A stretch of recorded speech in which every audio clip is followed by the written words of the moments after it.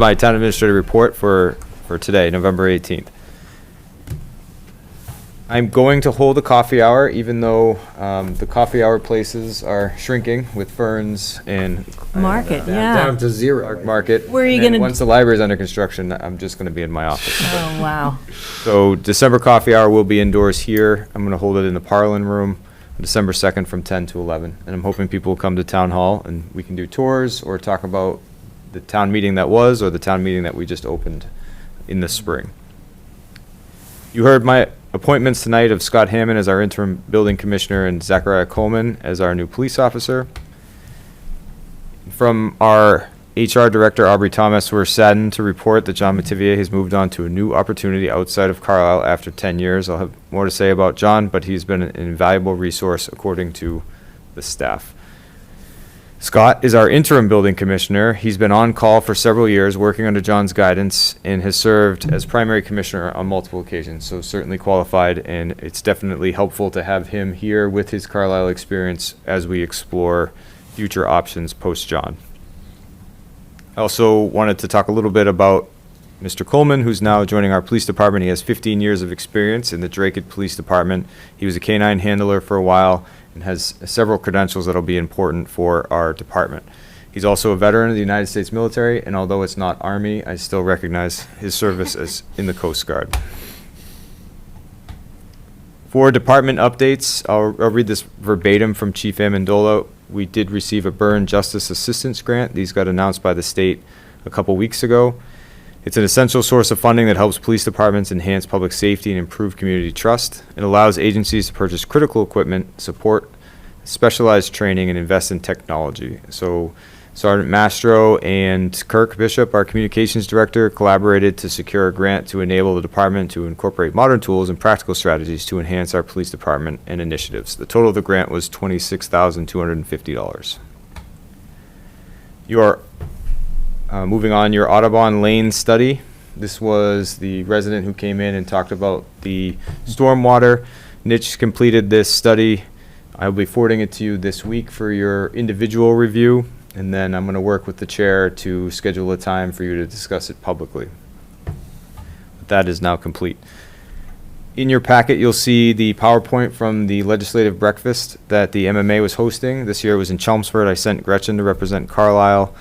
While many of the themes echoed previous discussions that you're familiar, regionally, funding for infrastructure, schools, and rising mandatory costs such as health insurance were the main topics. And that'll become a theme as we start to work into the budget process. So I encourage you and the public to review that information. The MMA also had a report on what I would call the inefficiencies of Prop 2.5. I did send that to you. That is an important read, I think, and something that is demonstrating why there are so many overrides, not in our region, but statewide. Sarah, our sustainability coordinator, attached her semi-annual report on the CCA. So recent trends show that the CCA is no longer outperforming the basic utility rates, but we still believe that the CCA gives us a credible long-term strategy for people looking for that type of sustained rate fulfillment. So review that. It's definitely good information. We are trying to provide this to you every 6 months so that we can properly inform the next Coming up though, right? CCA contract next year, I believe.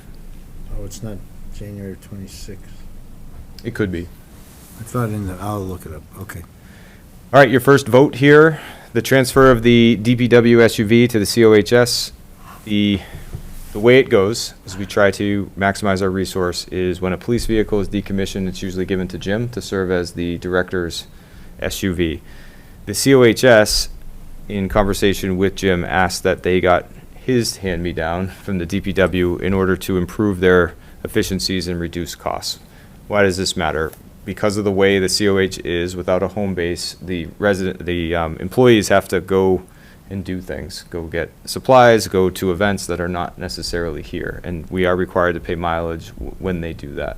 So we believe adding this SUV to their fleet would allow us to test whether or not using an internal vehicle would be more efficient, cheaper, less wear and tear on the personal vehicles. It's also not required that a person have a personal vehicle that they could use for this, so it'll help with long-term recruitment. But is it also, so I also interpreted, but maybe not correctly, that they could use it for transportation of smaller groups, or are we not allowed to do that unless it's got full ADA stuff in it and everything? So we can use it for that. My primary concern with that is that's an increase in service that hasn't been discussed with you and the finance Well, committee. no, it's just a choice of, you don't have to take the if two people need to go somewhere, you don't need You to have to take wheel the out whole the big 14 thing. passengers. Right. I think it's worthwhile trying it, but I would ask the town administrator to come back with this at some point, a year from now or whatever, and tell us if it really is less expensive, because it did occur to me that adding an additional vehicle with that has high mileage on it could have, lots of expenses associated mileage? with it. What's the mileage It has of an- this guy? it's in it. I don't know the exact figure, but it's That'd be over 100,000. 6 figures. It's over. Yeah, and that you have additional insurance, you have, the tires, at the end of the day. It's not nothing. It may not be as, and that's why I think it'd just be helpful to know. Okay. So based on, sorry, I was just gonna say, who's gonna maintain this SUV? I mean, the DPW. they still will maintain it? We have a mechanic. Any costs associated with the vehicle, the COHS has committed to paying as well. But to Travis's point, $50 to $75 a month is pretty low. Yeah, that's fine. Right.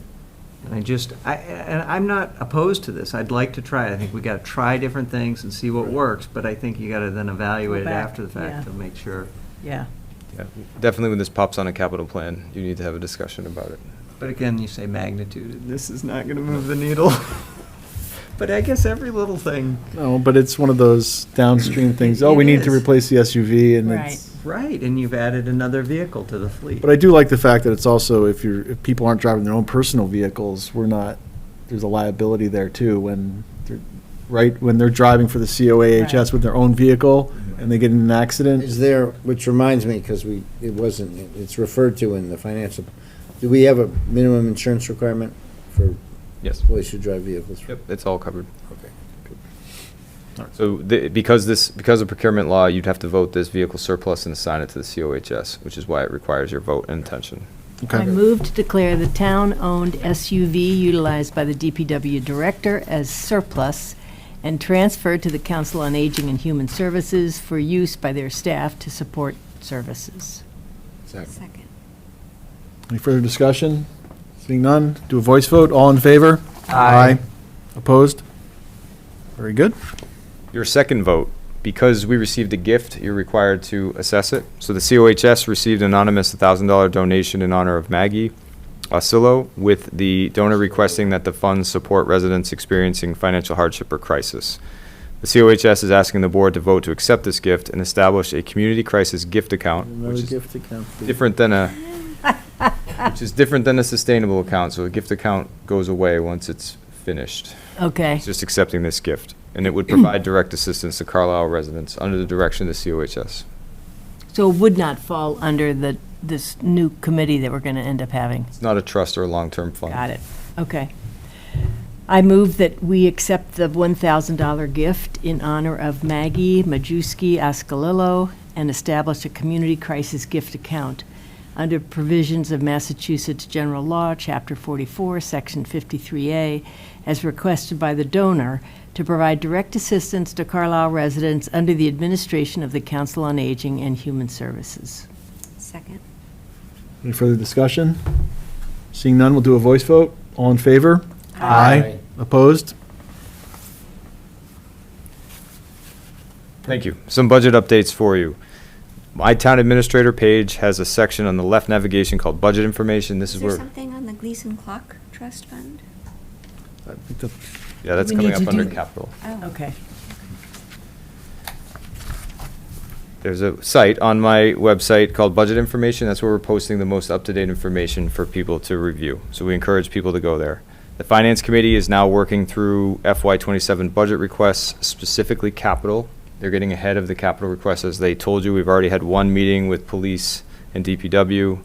We're doing facilities. They've already met with fire, given that apparatus discussion, in facilities and recreation are next in December 4th. So this should be all part of information that comes to you at the December 16th Draft 1 budget. Departments also received their official guidance, and I held a workshop today with departments about the financial picture of the town and how to submit these requests that include your 1% reduction in in cost exercise that they'll be including in their submissions to the Finance Committee. And just quickly, what was the response, or was it an optional thing to attend? It was optional. but Yeah. We had a lot of department heads, especially newer department heads there. Mm-hmm. And I really went through what excess levy capacity is and a lot of these terms that you're familiar with so that they understand why numbers 5 years from now matter when you're constructing a budget that you know, in their opinions, need right now. Mm-hmm. So I thought it was helpful, but you should ask them because Yeah. they might have a different opinion. Both school administrations received the Finance Committee's guidance, and I met with CCHS, and I know officials have been meeting with CPS. So some comments that people had to make sure the schools understand this, I do believe that that has been satisfied at this point. They at least are aware of the guidance and where the town exists in terms of financial forecast. We also received notice from Maya and Cabot Risk regarding the 2026 renewal rates for retirees. That happens in a calendar year, so it's our first look at health insurance costs. Those increased by 12.33% effective January 1st. Maya cited higher medical and pharmacy costs, increased utilization of service, and Medicare issues, and reduced federal subsidies under the Inflation Reduction Act, impacting Part D prescriptions as why the costs are going up. I would expect it to be worse for our primary insurance coverage. So 12.33 is now the floor. For capital project updates, the Gleason clock repair that was done recently, we're asking the board to consider voting for $1,450 from the Gleason Clock Trust Fund in order to pay for this. That would help close out that account and use the money for what it was set aside for, which is one of the directives we have from you in the Finance Committee. I move to expend from the Gleason Clock Trust Fund an amount not to exceed the current expendable balance, approximately $1,450, to offset the clock repair invoice, the remainder of which will be paid through the Select Board expense account. Second. Any further discussion? Voice vote, all in favor? Aye. Opposed? Okay. The elevator project is now completely bid, with the apparent low bidder being New England Builders and Contractors. They had a total proposal of $1,045,382 with an alternate, which is a maintenance contract of $6,000. This does exceed the town meeting appropriation by about $6,000. The MFC committee agreed to earmark $25,000 from their maintenance funding to support the project's completion, and we're awarding that contract this week. We did check references, and we are ready to award the contract. And when are they thinking they would actually do the work? Do we have a sense of that? The lead times for this equipment is still in the months range, but when we started this process with the last contractor, they were going to do some of the work within 3 to 6 months. This is 3 elevators, right? 3. So we'd likely focus on the library and town hall first, and then try to time school for the summer Yeah, when students aren't using the elevator. makes sense. Boston Mechanical started the construction process and held a kickoff meeting, and will start this week on the HVAC and weatherization project at the brick building. I'm sorry, the weatherization project is already done. The HVAC will start this week. The heat will be shut off in the brick building, so there won't be a ton of disruption to recreation, but people should wear coats, and then it'll be way better, including the summer when you can condition the air in that building. It's a really long-term project that's been worked on by the MFC and the ESC and Sarah and facilities and Holly, so a lot of people deserve credit for focusing on this project. Holly's got to sit there all day with no heat.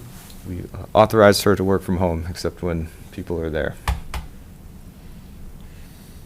Okay, the town hall bathroom renovation and the mechanical room expansion, both were awarded to Fort Meadow Builders, and we completed their reference check as well. The bathroom renovation was $51,828, which is less than we thought it would be. It includes all 4 bathrooms to include updating the plumbing, which was the main source of our flood earlier this year. The mechanical room expansion base bid totaled $52,828 with an alternate of $5,000 for adding a water softening unit. So that kitchen right there will come a lot closer to you. That room will expand and allow the mechanical room to accommodate things in the future like PFAS filter and anything else that's needed to help with this building. So taking advantage of that space right there that's not really needed in order to help the long-term viability of the building. And just for context, one of the reasons that we're doing like the water softener is that the acidity in the pipes has been causing pinhole leaks. Ah. Because of that, we, now are gonna have to look into replacing copper in the building or pipes in the building. Anyway, with PVC. Probably, yeah. Yeah, I think all the new plumbing is typically done that way. Okay, continuing on, cemetery mapping and software implementations. The GPR portion of the project is done. Mapping all the graves and underground space at the cemetery, which is both interesting and something. The cemetery is mostly laid out. We're 1 or 2 mapping sessions away from completing the maps. Gretchen has been assigned to this as Jim and the cemetery committee, and they're just doing a great job. We finding any graves we didn't know were there when we do We're it? finding things. I'm not ready to say all of it publicly yet, but we are finding things and fixing them. There's no like graves, or I don't want that to come out weird, but just anomalies in where things are and what we thought we now know. And Like that's gonna help. ledges and, yeah. Turned graves and things that are. Yeah. It doesn't, soil shifts things around, right? I mean, Yeah. some of those graves are a couple hundred years old. Yeah, but if you remember during Jim's presentation, we're not going to be probing the ground anymore. We're going to know where things are. No, I know that. I understand that. But I wouldn't be surprised if something had moved over the centuries. But also maybe is in a different position than what it was. Yeah, orientation. Well, and there's ledge and there's. Yeah, all sorts there's of all stuff. sorts of stuff. The road maintenance project is complete. Our paving projects, as we've talked about many times, with the school facilities parking lot being done this week. Oh. The residents Good. of Pheasant Hill have encouraged you all to come and walk their new road with them. They're very pleased that I mean, we don't get a lot of successes, so I'm celebrating it, but they came to a public forum and expressed a concern, and it was addressed by the town, so. Is that a parity road? It was a road that was delayed because of the drainage problem at the end, and you invested in the engineering and fixing that problem and then doing a top coat that should have been done 2 or 3 years Remember, ago. they were the ones that never got their final paving. All right, quickly through CPA projects. The Banta Davis track rehabilitation is complete. The Dimmitt Park study is out again to a designer, and we should be contracting with them this week to get a update on the design for that project and as a potential CPA project in the future. We have re-engaged with the hydrology studies to get more information about that. Megan and I are working on that specifically. And we have a meeting planned next week and discussions to come with you in December about the Bog House Affordability Housing Feasibility Study and future projects there. So that's going to be coming to you as a decision point in the next couple months. It's not really a decision point. It's more of an update of the information, I think, right? But we're also, aren't we looking for the select board, though, as a body to support Yeah, moving forward? Right, the Yeah. piece that, thank you for bringing that up, because the piece that is confusing to the cat at the moment is exactly what, it's the interplay between the housing trust, the CPA or CPC, and the select board. So my understanding is they're coming to your board. It's not clear to me what they're asking. Like, do you need to authorize something, or do you need the select board and then? No, the CPC, we've authorized the money for these feasibility studies. Right, that's already been done. That's done, so if there's something new that's gonna require funding, that could theoretically be Well, a new project application. One of the to members who CP. I think Okay. sometimes gets confused by things seems to feel that they need to petition the CPC for some things, but I'm not, I pushed her your way, so. So Okay. I can try a little bit. Right now, it's the Conscom's land and building, so they have to be involved. Eventually, it needs to come to you, so you have to understand that and be willing to do it. Funding right now for the study and design can be covered by the CAHT, but you're going to need funding in the future, Right. which is likely going to be CPC, but Right. it could be regular town funds, which the select board have to approve. So in my opinion, everybody needs to get on the same page about what's being It done. seems that we should, to the degree that it qualifies for CPA, it should go to CPA. And I think that's one of the That's right. decision points. But so that's, right, okay, so maybe that's what They're coming on the 16th, or we're coming on the 16th, right? So, Yeah. And then there's Conscom, Board of Health, and all the land use departments that need to weigh in before you yeah, start. and then there's a 98 process, right? However that long takes. 97, yep. What? 97. 97. Yeah, you have to go to you have to petition the MGL, right? Yeah. Which is not overly difficult or overly expensive, but it is money and time, so we Right. should get Well, it. there's that, and then the question, I mean, are we approaching I've been cautioned to say, a Habitat for Humanity type organization about partnering, right? Yes, Yeah. undefined. Right, and so there's a lot of steps in the chain. So I'm glad that we're having the joint meeting, because I think in the siloed way, people are getting kind of confused on the total story. It's one of those building projects that needs the shared vision for something this complicated to happen, Right. so we should spend some time on that goal setting. Right. For building construction projects, the library renovation is at the cost estimation and then what to do next phase. So that's going to be coming, and more information will be available once those final numbers and decisions are made. So will there need to be more money, or will there need to be a pare down in the project? How are we going to accomplish one or the other is what's being discussed with the library right now. The police station renovation is heavily monitored, weekly meetings. There's a lot of construction going on there. The police station building renovation committee is meeting Friday to review everything, and they've assigned 2 members to the weekly meeting in order to follow the updates. For the contamination, which I know you're following, that soil has been segregated, work is continuing, and we'll have final contamination. I thought we'd have them tonight, but we don't. But the current estimates indicate that it's within the contingency. So we're not at crisis stage yet. We're at a not cool with the soil, but okay overall. Do we know the source of the contamination? It's the old Daisies? Gas station, yeah. It's a leak, right, so. We knew it was there. We just didn't know how bad it would be. Is there a bond for that gas station, or like no? Nope. It was a leave it alone type thing, and then now we're going to disturb it and then say leave it alone again. In 30 years, they'll do it again. Simplified, it's obviously more complicated than that. You know about the fire station renovation passing at town meeting, but just wanted to say it one more time. And then, so I have proposals that I'm signing tomorrow with Tecton and CMS that are less than the amount approved at town meeting. So you're going to have about an $80,000 design contingency, which was always part of the plan with that 1.4 million. And then they are right now tracking that they can make the timeline of town meeting, but it is an aggressive timeline, which means that we have to stay on top of it in order for it to work. And then the DPW building, your chair has scheduled 2 meetings, discussions about this in December. We've invited the appropriate folks. 2 meetings. What was it? Yeah, well, we have our meeting tomorrow, so. So the first discussion is going to be reintroducing you to the conceptual design, the project potential timeline, and the anticipated costs, so you can decide whether or not that's acceptable and you want to move forward, or you want to have more discussion about that design, the major implications on the timeline for one or the other. Upcoming topics, the budget. You're going to talk a lot about the budget.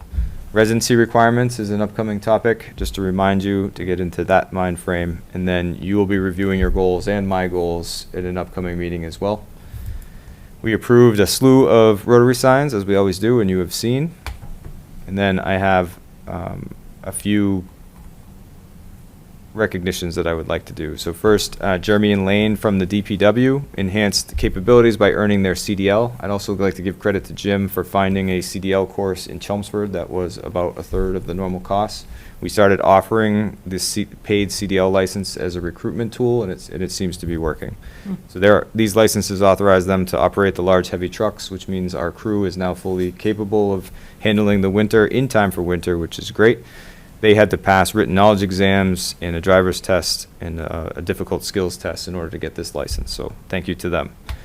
Town meeting, I thought, this is my personal opinion, was a huge success. A lot of people deserve recognition for just the way it ran. The outcomes are important, but the way it was run was very good in my opinion, because I had a lot of concerns about it. So I'd like to thank Ashley and her staff. I thought the efficiency of processing voters was good. Aubrey and Gretchen did a lot of work leading up to the meeting to include, and I did some of this, so I understand how labor intensive it was, printing all those warrants and making sure that everything was done in time. And we had about 12 hours to do it, if you remember, because of all the last minute decisions. Julie and the planning board's dedication throughout this challenging process was very evident. I thought Wayne did a great job with the town meeting and invested a couple dozen hours to make sure that it ran well. And then facilities, so Stephen, Nancy, Al, and Steve for their effort with a complex logistical setup that I don't think most people noticed. So that was a good effort. The COHS held 2 successful vaccine clinics last month now, demonstrating their coordination and community service. The October 3rd senior clinic hosted, in conjunction with the Board of Health, provided flu and COVID-19 shots to residents ages 60 plus, included homebound individuals. The October 18th community clinic, held with Walgreens, served 134 residents and administered a wide range of vaccines. They also accommodated 35 walk-ins, which I think is important. It ran smoothly, maintained privacy, and offered a welcoming environment. They also showed Hocus Pocus, which was timely at the time, and it ran without issue. So I thought that was great job by the COHS. John Mativier is my last recognition. There are many reasons to thank John for his 10 years of service to Carlisle. He's versatile, dedicated, and his contributions will be difficult to replicate, and it might even be impossible. When I arrived in Carlisle, John had just completed his service as the planning administrator, a role he took on while serving as the building commissioner. And this was to help with the transition in the planning department that ended with the hire of Julie. His commitment continued when Sylvia retired. John stepped in as the interim conservation administration. He told me he'd do it for a month, and I made him do it for 6. And he assured a seamless and critical transition from Sylvia to Megan, and provided Megan with a ton of support while she was starting to learn the position, and a support to Sylvia as she was starting to move into her new role. So the town of Lincoln is certainly fortunate to have him. His service to the community stands out, but I also remember his personal support he offered to me. His deep institutional knowledge, his guidance, and his willingness to help me made a difference for a new town administrator learning the community, especially on the land use side, which was pretty disjointed when I got here. His expertise in all the different categories helped me understand it better. Most of the new employees here have been mentored and helped by John, so his legacy will continue for a long time. So I'd like to thank him and just recognize, maybe a lot of people didn't know some of that versatility that he offered. Maybe they only knew him as the building commissioner, but he really should be a land use director or a town administrator somewhere, given his skills. He doesn't want to be, but he could be. And that is my report, unless there are any questions.